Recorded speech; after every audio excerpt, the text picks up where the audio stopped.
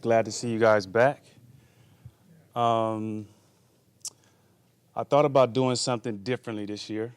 I know I always come up here and kind of just answer you guys' questions and talk about, things that you want to talk about, but I decided to kind of switch it up. So this year, before we start, I'm going to talk about something that I want to talk about, whether it's a company or a business or something that pertains to youth. It can even be a book. I'm not going to put myself in a box, but yeah, so that's what I'm going to do this year. We're going to see how it goes, and hopefully you guys enjoy, and we figure this out as we go. So first company that I would like to talk about is a company called PG Lane, founded by Kendrick Lamar and Dave Free. It's centered around youth development and content creating. One of the first young talents, his name is Baby Keem. His album is coming out tomorrow night. Why this means something to me is Dave Free has been a very, very close friend of mine for a long time. And he was with me while I was going through my contract negotiations. And he provided a lot of support for me, as I did for him, and as he started his new company. So, he holds a very dear place in my heart, and I'm excited for what they have in store. So, that being said, now I will talk about what you guys want to talk about. You have always had a platform and used it well. Where did the inspiration come to do this and to take these few minutes? I think it came from just all the work that I've been doing, outside of football, all the learning that I've been doing outside of football. I think we always preach about there's more to life than just football. And so I was trying to figure out a way to be a symbol of that and, talk about something other than football for a change. I know you guys sometimes ask me some very thoughtful questions, but, I decided to kind of help push you guys in the right direction. Bobby, how busy are you away from the game? When you're not working out, when you're not here, like even in the off season, is it 9 to 5? Is it like you've got a couple hours a day? How busy is it? It's pretty busy. I think, right when I get done with football, I kind of switch my mentality and start going into business. I go into the office at Fuse all the time. I'm constantly looking at different companies, constantly reading, constantly trying to grow as a person, because I think it's important that we start to open the conversation up that, you can do more than just your sport. I think I feel like that's the reason why a lot of guys get really confused or have trouble when they leave their sport that they're playing, because they focus so much of their time and energy on that sport that they don't realize that this game can be taken away from you at any given moment. And, you have to have something else. This game doesn't last forever, and you have to have a different path now. So I've always felt like football is an amazing sport because we have a lot of time. You know what I mean? I think, unless you're Aaron Donald, you don't work out outside of 4 hours, you know what I mean? And so that still leaves 20 hours for you to master something else. And business is something I decided to try to master. How do you know Dave Free? My cousin introduced me to Kendrick and everybody probably in 2007, give or take some years. And our relationship just started to develop. And as I got to the league, I think that's when they dropped Section 80. And, when I was in California, I didn't have a place to stay. So Dave let me stay at his house. And I think after we did that, we grew our friendship from that point. To stay, what do you mean? Well, I didn't want to stay in Ontario with my family. He knew I was staying with my family. I was sleeping on, my dad's couch and stuff, and they got rid of my room. So I told him about that, and, he had extra space, so he let me stay there. Since you did your contract, have you heard from other players who've reached out to you saying, hey, I'm interested in doing the same thing? Yeah, I've had other people reach out to me and talk to me about wanting to do a contract, but the thing that I, always advise players is this is not something that you can just wake up one day and say you want to do. You have to prepare and you have to do the work. So, if a guy hasn't attempted to learn or try to prepare for the contract negotiations, then I don't necessarily advise them to do that, because it's something that you can do, but it is complicated. So you can't be half in it. You gotta, fully be in it. And, there's been a couple guys that have been, and there's been a couple guys that not. But, again, I think it's, for me, it's just showing players that they don't have to just be in a box. If you don't want an agent, you don't have to have one. And if you do have an agent, that doesn't stop you from learning the business that you're in, because if you don't, you will get taken advantage of. Have you thought about being an agent when your playing career's done? Nah. I can't deal with personalities like that every day.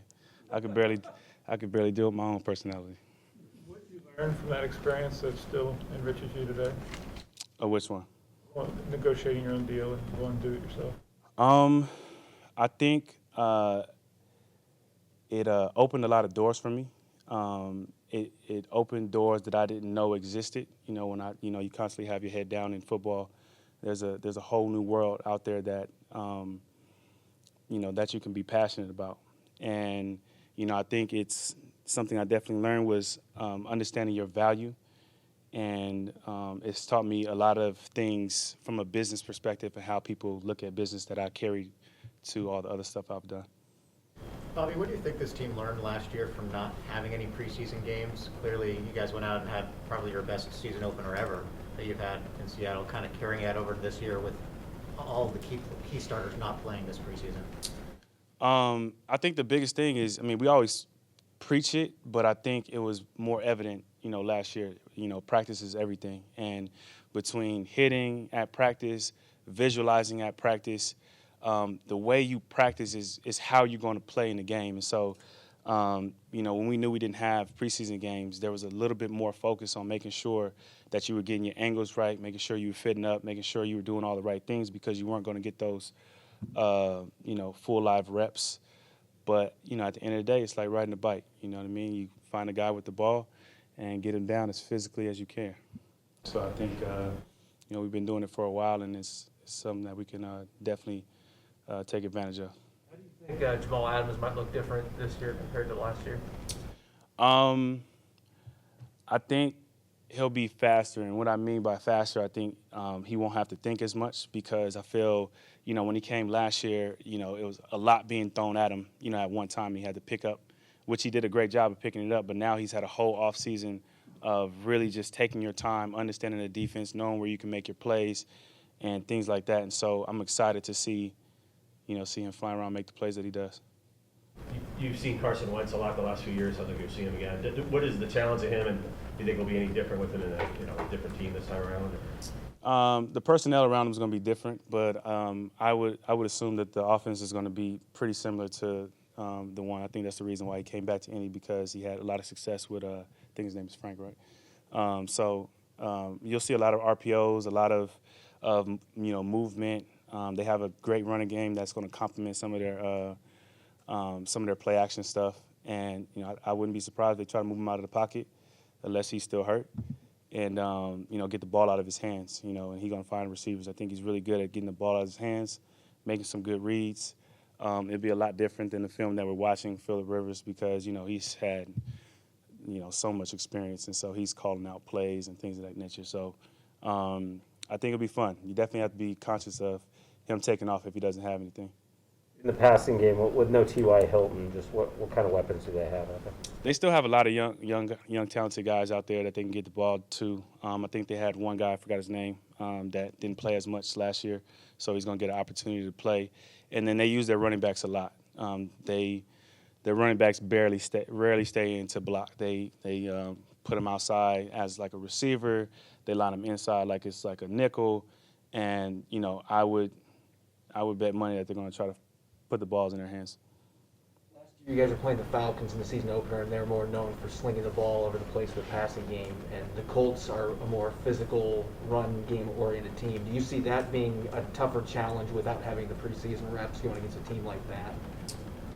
No, I don't think so. I think all of us are itching to hit somebody and really take them to the ground. So I'm pretty sure they're excited just like we are, and I'm ready to go out there and hit, and we can be physical just like they can.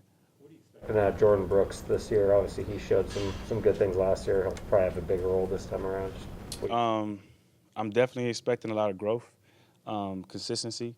I think as you become a young player and you get older and older into your career, you become more consistent because you have seen a lot of the things over and over and over again, and then you recognize this football world is really, they run the same plays. They just do it differently. So once you can master the concept, you just got to figure out how they hide it.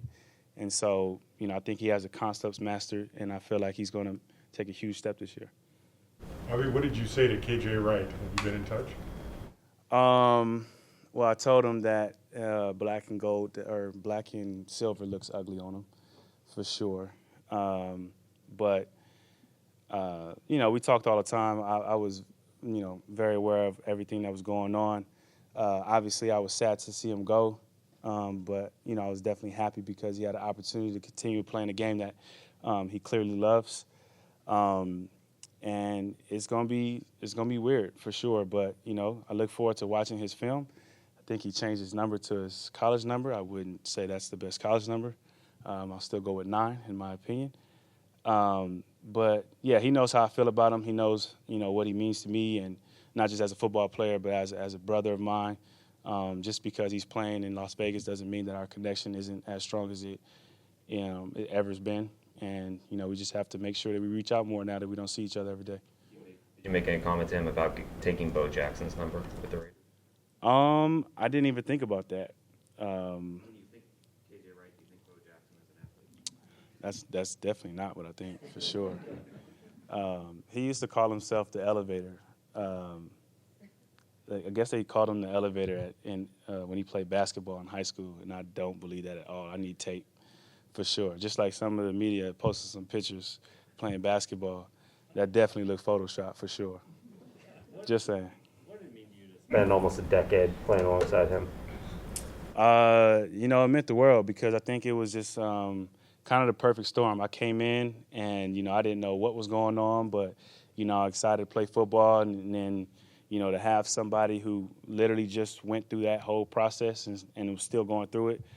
And so we kind of grew up together. We, there's a lot of life experience that we were able to, have and be involved in each other's lives for. And there was a lot of football experiences. So we saw a lot of highs, a lot of lows, and we see a lot of growth in one another. And it was amazing to have that type of communication where, I didn't have to say anything. And he knew exactly what I was thinking or, when I wanted to take a chance on something or he wanted to take a chance, we knew we had each other's back. And so, now that we don't have that, we just got to, build it again. At what point did you remind Peter, mention to him that he did not recruit you in high school? The first day I saw him, yeah.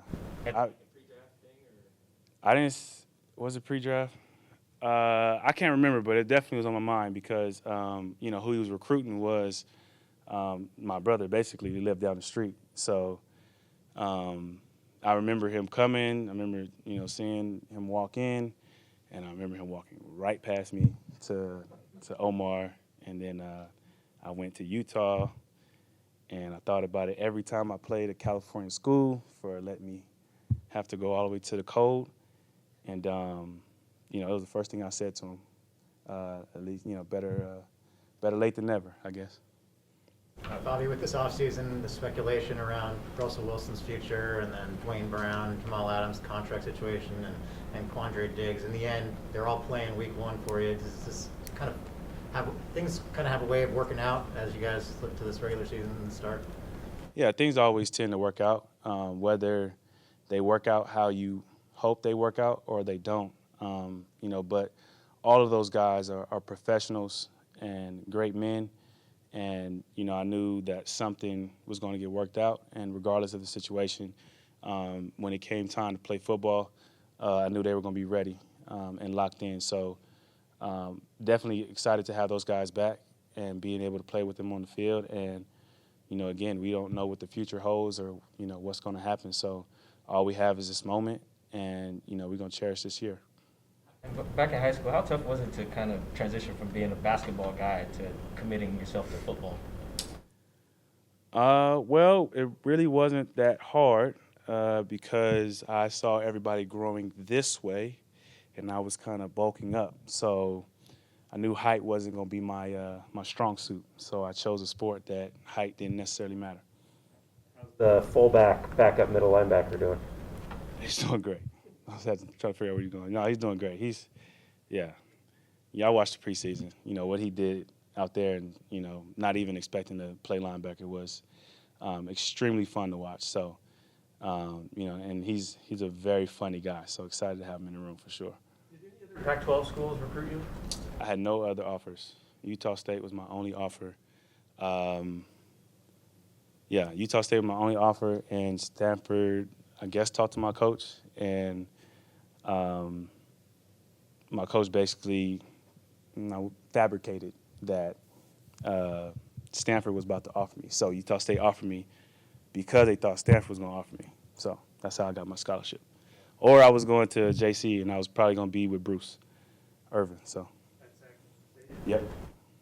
Coach Rice had mentioned that your mom was really adamant that he helped get you a football scholarship. Why was that so important to her that you played D1 on a scholarship? Because she holds people to their words, and so that was one of the things that pulled me away from basketball. Was he was very, very confident that he can get me a scholarship, and so when you know, when she comes and press him about the scholarship, he's gonna get it done for sure. When you first learned the real version of the Stanford story? I was in shock because I didn't, you know, long story short, I had a TA class for my first period in basically TA, you didn't have to go to school, basically. So I was sleeping, and I woke up to, like, I don't know, maybe 50 calls. And when I finally answered the phone, everybody was telling me that Stanford was at the school, wanted to talk to me. And by the time I got to the school, they were gone. And everybody was talking about why this is why you should, you know, be on time for school, yada, yada, yada. And that was it. And so that's what I always thought the Stanford story was. In comes you win the Super Bowl. My head coach at high school is doing some things with the youth. And so I go and talk to him about the youth. And then that's when he explains to me that, you know, he was at like a bar or something where the coaches were at, and walked over to Jim Harbaugh and said, you know, we got this linebacker, you should look at him. Jim said no. Then he walked from Jim Harbaugh to Utah State and said, hey, that guy over there is going to offer them right now if you don't. And so they offered me, and I wasn't going to accept it, and then I was forced to accept it. The head coaches were both at a bar together? I think it was one was the head coach, and then the other was like a recruit for Utah State. So that's how I ended up at Utah State. First year at Utah State, would you have been a guy who's in like now they have the transfer portal? Were you close to being like a transfer portal guy after that first year? Oh, I definitely was going to leave. After my first year, because after my first year, my mom had got sick, so I was going to move closer, and she told me to stay, so I stayed. You remember your height and weight, like junior, senior year? Well, we don't even need to talk about junior year. It's not great. But senior year, I don't know. I was probably like 5'10", maybe a little shorter, 190, something around there. But I was fast. And I played tight end, and I had like 7 touchdowns, 600 yards. No, I think it was 11 touchdowns, 600 yards. Who's counting them? Did you enjoy their game Saturday night? Yeah. I had a lot of Washington